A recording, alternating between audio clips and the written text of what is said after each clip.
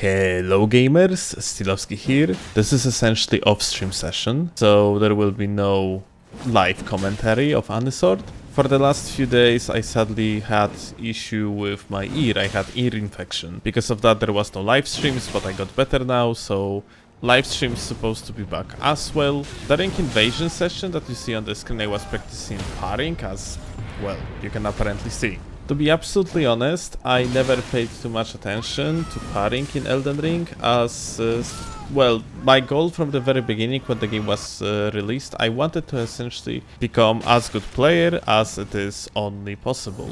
Parrying might look nice, fancy and so on, but it is actually quite on the other side of the spectrum when it comes to what you're supposed to learn for the sake to become better at the game. I guess parrying could have been like defined as tip of the iceberg when it comes to skillful play, but the mechanic itself is so incredibly inconsistent that it's hard to say that it is actually skillful play. Like, you can learn the setups and so on, which is essentially what I'm practicing here, which is indeed somewhat skillful. The point is that you always have that question mark element, which is basically latency.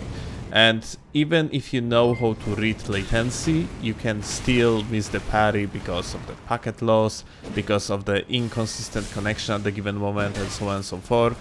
And because of that, from the optimal play perspective, parrying simply sucks. It's just so much better to become better at spacing, to become better at roll catching, to become better at, to be honest, pretty much anything. That being said, I am quite content with my knowledge about the game in general, so it's finally time to start learning the funny stuff, and therefore you could have recently seen me doing a lot of shenanigans with bows, or right now practicing parrying.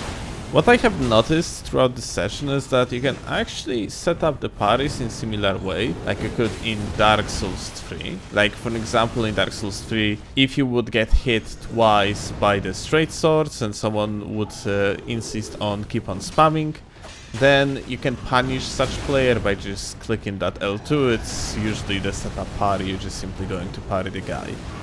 So you don't have this type of setup parries in Elden Ring. Although you can do something else.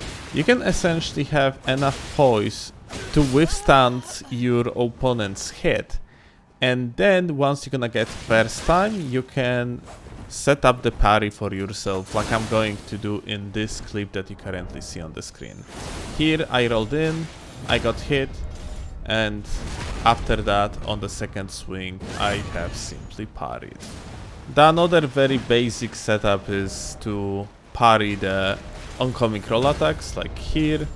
And to be honest, I guess that's everything that I figured out when it comes to reliable parrying setup so far. Here you can see the run-up parry, but that one is complete lag, obviously.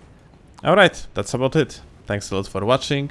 I see you on the oncoming live streams soon enough, and yeah, here is a bonus clip.